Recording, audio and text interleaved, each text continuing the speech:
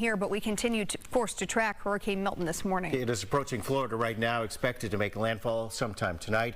Meteorologist Cody Matz is following the latest track of this storm with some updates on the expected path, and we know it's shifted a bit, right, Cody? Shifted just a little bit, still inside that cone, but shifting a little farther south. Obviously, this storm is a monster. Will bring with it a lot of wind, a lot of rain, and of course, a lot of water. And one of the big concerns with that water is the storm surge, or that push of water out ahead of the storm. So let's take a look at the storm surge forecast and kind of how it's changed over the last couple of days. This is from the Coastal Emergency Risk Assessment to give you kind of an idea of where the highest storm surge will be and how that kind of changes drastically depending on the precise location of landfall itself. So this was a forecast from the National Hurricane Center a couple days ago. Here's Florida, Lake Okeechobee's down here. Here's Fort Myers, Punta Gorda. Here's Tampa, St. Petersburg up here. The bright red, or I should say dark red colors or purple colors, 12 plus feet of storm surge. But that's when landfall was expected here.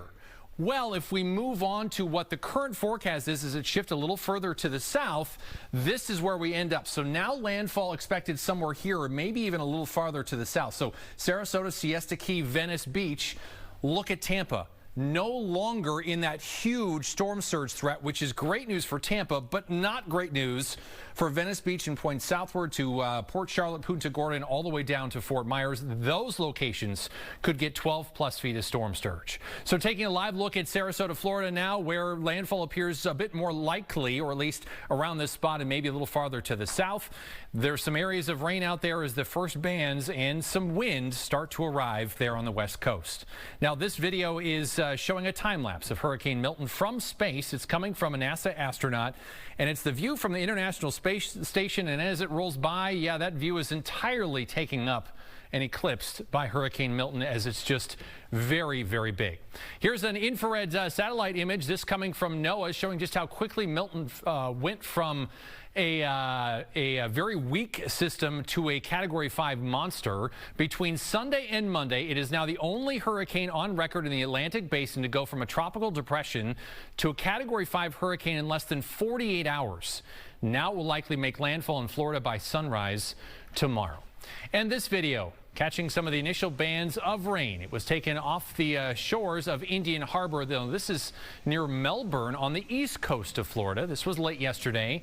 This area is one of many, even on the east coast, east side of Florida, under mandatory evacuation orders. So it's not just the west coast. It's really both sides, both shorelines. Meantime, the streets of St. Petersburg, just outside of Tampa, are now eerily quiet as they finish preparations for Milton. Businesses all along Main Street are all boarded up, just like they should be. And the race is on to move out some of the debris from Hurricane Helene. This convoy of dump trucks is doing just that. That's near Florida's Treasure Island. Leftover debris will make the storm even more dangerous as it gets tossed around by high winds and that storm surge I was talking about. Evacuations this morning have essentially concluded, as the deadline to escape most of the areas that had those mandatory evacuation orders were actually late last night. Now it's just like a hunker down and hurry up and wait. And just hopefully those folks stay safe. Hopefully folks got out. It looks like evacuation orders were for dozens of counties, probably 1 million plus people.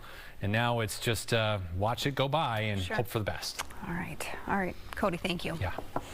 As Hurricane Milton continues to approach Florida, there is concern about another possibly life-threatening problem for that area. Yeah, the risk of IV fluid shortage. In fact, Minnesota Senator Amy Klobuchar is calling on the federal government to step in before this gets worse. Hannah Flood joins us from the Wise Center with more on why all of us should be impacted by this significantly. Hannah, good morning. Good morning. Yeah, an example of how this can impact all of us. This shortage started with Hurricane Helene. Now, Hurricane Milton expected to make the problem much worse.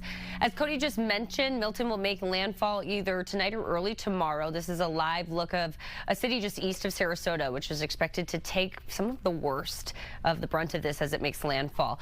Senator Amy Klobuchar is now calling for the federal government to step in on the IV fluid shortage. Some Minnesota hospitals canceling non-emergency surgeries due to this shortage.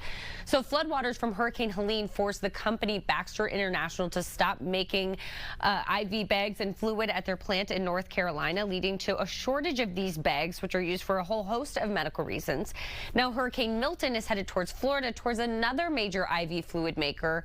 That plant is in Daytona Beach. So Klobuchar sent a letter to the Secretary of Health and Human Services asking the federal government to do whatever they can to help. She said in that letter that healthcare providers around the country, including Minnesota, are already being forced to ration these bags. And of course, these are super important, like we said, for a whole host of medical reasons. Meantime, some possible fixes include making these IV fluids at pharmacies, searching for potentially other suppliers. But the first big priority is getting that North Carolina plant reopened. The company says they're not really sure when that's going to happen. We'll, of course, track all of this and the latest with Milton here throughout the morning. So stick with us. Tom and Kelly.